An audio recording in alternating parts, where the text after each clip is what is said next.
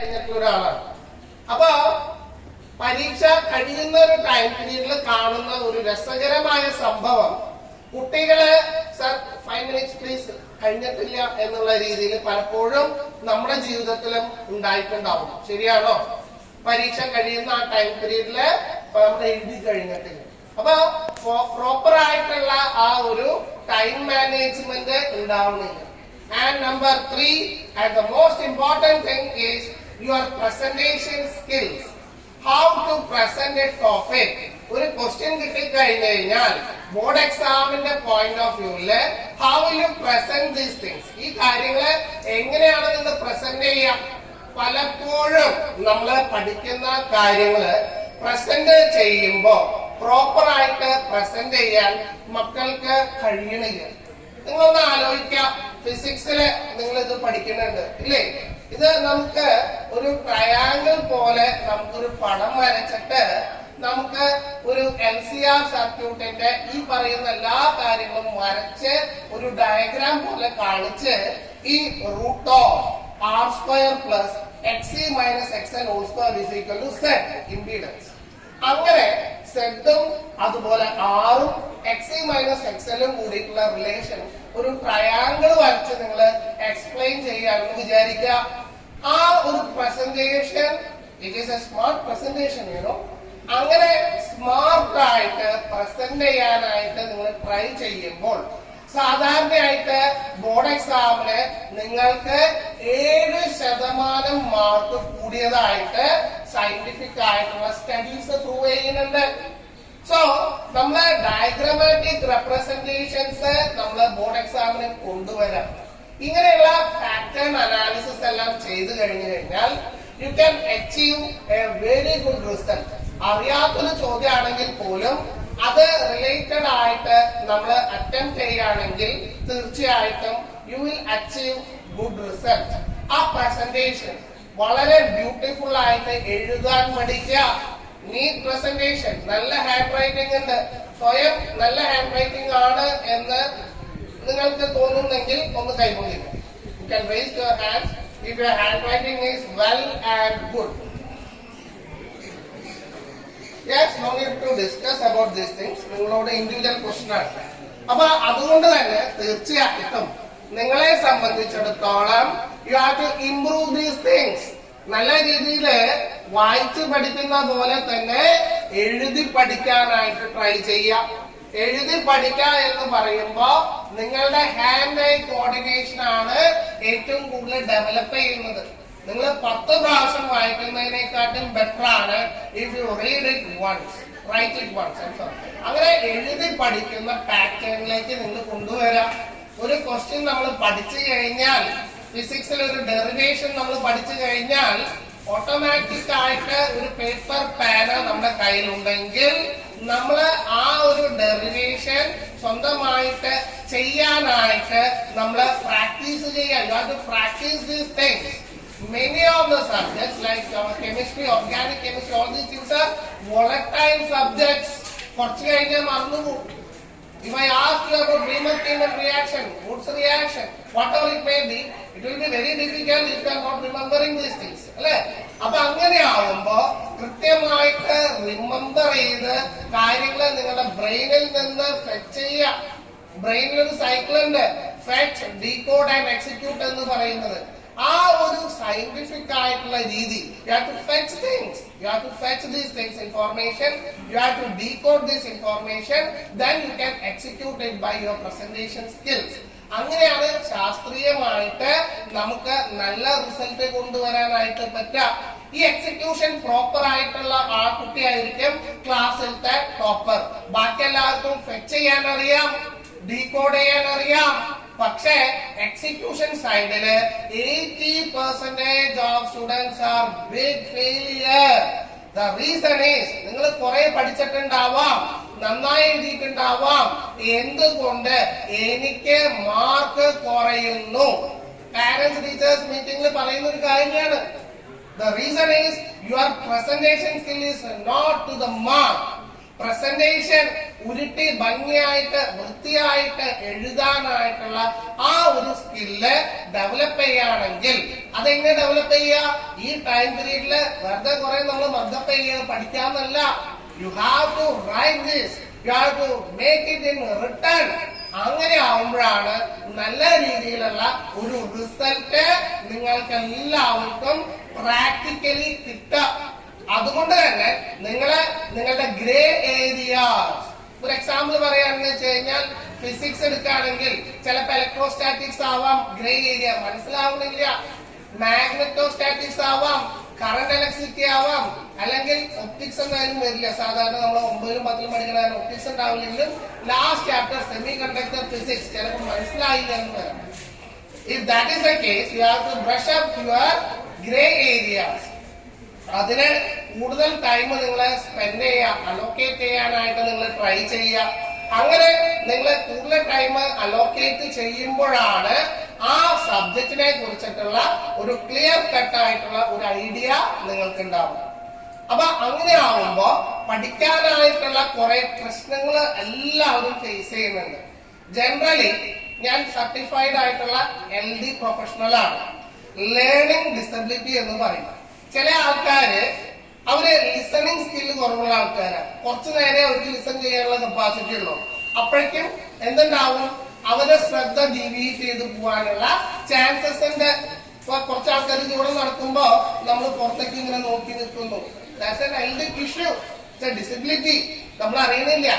അപ്പൊ അതേപോലെ ഓരോ കാര്യം ഞാൻ ജസ്റ്റ് പിൻ പോയിന്റ് ചെയ്തെന്നുള്ളൂ. നമ്മൾ പോലും അറിയാത്ത ഈ പറയുന്ന പ്രോബ്ലംസ് ശാസ്ത്രീയമായിട്ട് സയന്റിഫിക് ആയിട്ട് നമ്മള് കാണിച്ചു കൊടുക്കുകയാണ്. അതിന് ഏറ്റവും ഇമ്പോർട്ടന്റ് ആയിട്ടുള്ള ഒരു കാര്യം ഒരു കൗൺസിലിംഗ് ആണ്. നമ്മൾ കൗൺസിലിംഗ് എന്ന് പറയുമ്പോ എനിക്ക് എന്തോ ഒരു പ്രോബ്ലം ഉണ്ട്, I have a problem, that's what I am going to a counselling അല്ല. നമ്മൾ പഠിക്കുന്ന കാര്യത്തിന് കൃത്യമായിട്ടുള്ള കൗൺസിലിംഗിന്റെ പഠിക്കുന്ന കാര്യങ്ങള് ഏതാണ് ബുദ്ധിമുട്ട്. ഫോർ എക്സാമ്പിൾ കണക്ക് ഫിസിക്സിന്റെ ഒരു ക്വസ്റ്റ്യൻ കിട്ടി, ഫോർമുല ഞാൻ പഠിച്ചിട്ടുണ്ട്, പക്ഷെ ആ ക്വസ്റ്റ്യൻ കിട്ടിയിട്ട് ആ ഫോർമുലയ്ക്ക് എനിക്ക് കണക്ട് ചെയ്യാൻ പറ്റുന്നില്ല. 80% കുട്ടികളുടെ പ്രശ്നം അതാണ്. എല്ലാവരും പഠിച്ചിട്ടുണ്ട്, എല്ലാവർക്കും എല്ലാം അറിയാം, പക്ഷെ ആ ചോദ്യം വന്നാൽ ആ ഒരു ഫോർമുലയായിട്ട് കണക്ട് ചെയ്ത ആൻസർ കിട്ടണില്ല. അപ്പോ അങ്ങനെയുള്ള ഇഷ്യൂസ് എല്ലാം തന്നെ LDയുടെ ഭാഗമാണ്, ലേണിംഗ് ഡിസബിലിറ്റിയുടെ ഭാഗമാണ്. അതുപോലെ കോൺസെൻട്രേറ്റ് ചെയ്യാൻ പറ്റണില്ല. കുറച്ചു നേരം ഇരിക്കുമ്പോഴേക്കും വേറെ അതർ തോട്ട്സ് ആണ് നമ്മുടെ ബ്രെയിനിൽ വരുന്നത്. ശാരീരികമായിട്ട് നമ്മൾ ഇവിടെ ഉണ്ട്, പക്ഷെ മാനസികമായിട്ട് ഇവിടെ എത്ര ആൾക്കാരുണ്ട് എന്ന് ചോദിച്ചു കഴിഞ്ഞാൽ വെരി ഡിഫിക്കൽട്ട്. നിങ്ങൾ ട്യൂഷൻ കഴിഞ്ഞിട്ട് എന്ത് ചെയ്യാൻ പോകണം എന്നുള്ളതിനെ കുറിച്ച് ആലോചിക്കുന്ന ആൾക്കാരുണ്ടാവാം, വീട്ടിൽ നടന്ന ഇൻസിഡന്റ് ചിന്തിക്കുന്ന ആൾക്കാരുണ്ടാവാം, പഴയ കാര്യങ്ങൾ ചിന്തിക്കുന്ന ആൾക്കാരുണ്ടാവാം, പക്ഷെ ഫിസിക്കലി യു ആർ ഹിയർ. അപ്പൊ അങ്ങനെ ഉണ്ടാകുന്ന ഈ പ്രശ്നങ്ങളെല്ലാം തന്നെ നമുക്ക് നമ്മുടെ പഠനത്തിനെ വളരെയധികം ഡിസ്ട്രാക്ട് ചെയ്യുന്ന വിഷയങ്ങളാണ്.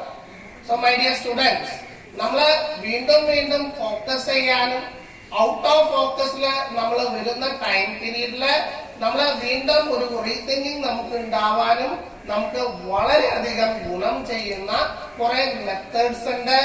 ആ മെത്തേഡ്സ് എല്ലാം തന്നെ കൗൺസിലിംഗിലൂടെ നമുക്ക് ചെയ്യാനായിട്ട് പറ്റും. നമ്പർ 2, നമുക്ക് അഭിരുചി എന്താണ് എന്നുള്ളത് ഒരാളോട് ചോദിക്കുകയാണെങ്കിൽ ഒരിക്കലും അവരുടെ അഭിരുചി അല്ല പറയുന്നത്. അവരെപ്പോഴും പറയുന്നത് എന്താ? അവരുടെ ആഗ്രഹമാണ്. ഇപ്പൊ I ask you first one, ഇത് കഴിഞ്ഞിട്ട് എന്താണ് പ്ലാൻ ചെയ്തിട്ടുള്ളത്? ആഫ്റ്റർ യുവർ +2 ഡിഗ്രി ഇതൊക്കെ നിങ്ങൾ ചെയ്യുന്നുണ്ട് അല്ലേ? ഡോക്ടർ ആവാനും എഞ്ചിനീയർ ആവാനും ഒക്കെ കുറെ ആഗ്രഹമുണ്ട്. So what is your taken? Yeah, please. Yeah, you go for medicine, right? Yeah. അപ്പൊ മെഡിസിൻ എന്ന് പറഞ്ഞിട്ട് പോകുമ്പോൾ ഇദ്ദേഹം പറഞ്ഞിട്ടുള്ള കാര്യം മെഡിസിന് പോവാ എന്നുള്ളതാണ്. അദ്ദേഹത്തിന്റെ താല്പര്യമാണ്. അദ്ദേഹത്തിന്റെ അഭിരുചി എന്നുള്ളത് അതാണോ എന്നുള്ളത് ശാസ്ത്രീയമായിട്ട് തെളിയിക്കാനായിട്ട് പറ്റും. There is a scientific method for that. ശാസ്ത്രീയമായിട്ട് അതിനെ വിളിക്കുന്ന ഒരു പേരുണ്ട്. മലയാളത്തില് അഭിരുചി പരീക്ഷ എന്ന് പറയും. അഭിരുചി പരീക്ഷ.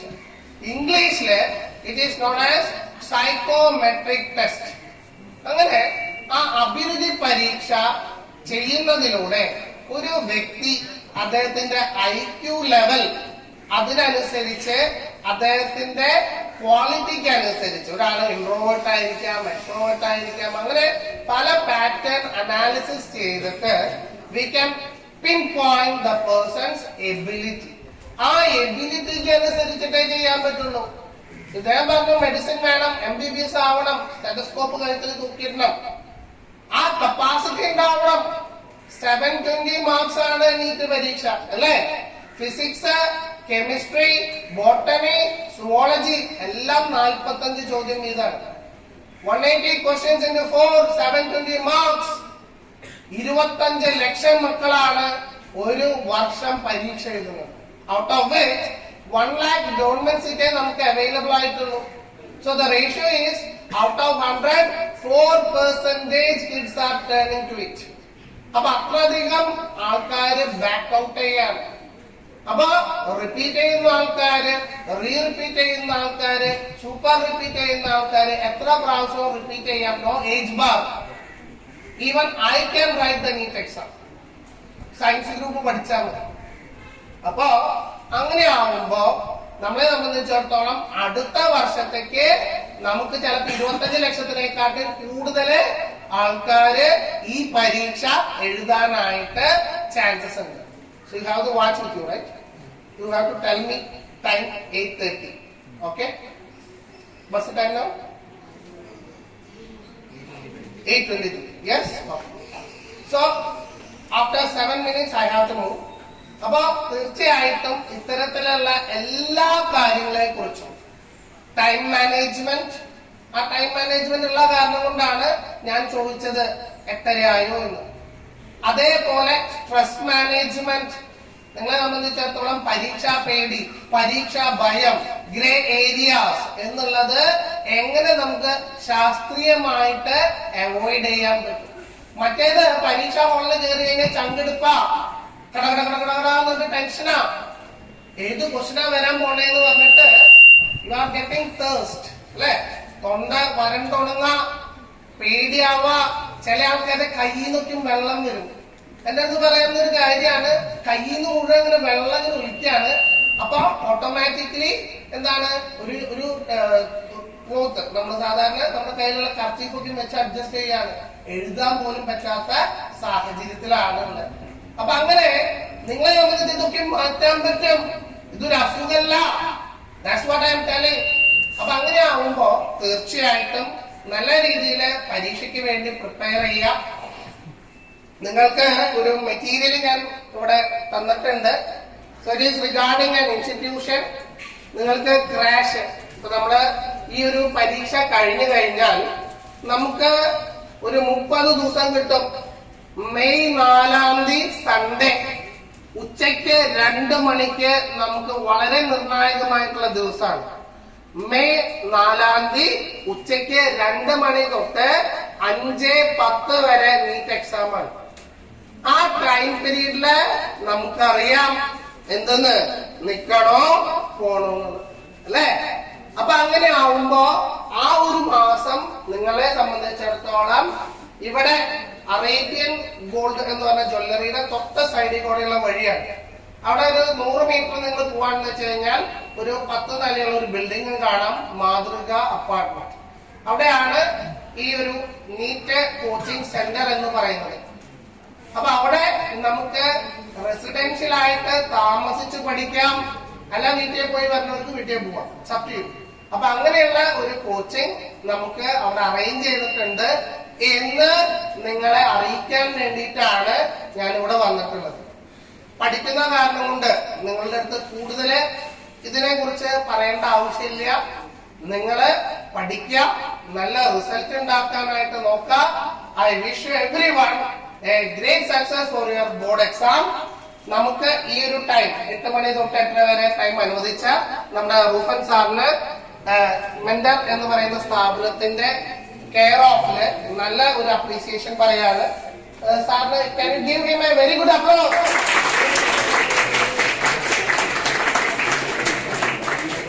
Okay then, thank you. You can continue your studies. Thank you. All the best.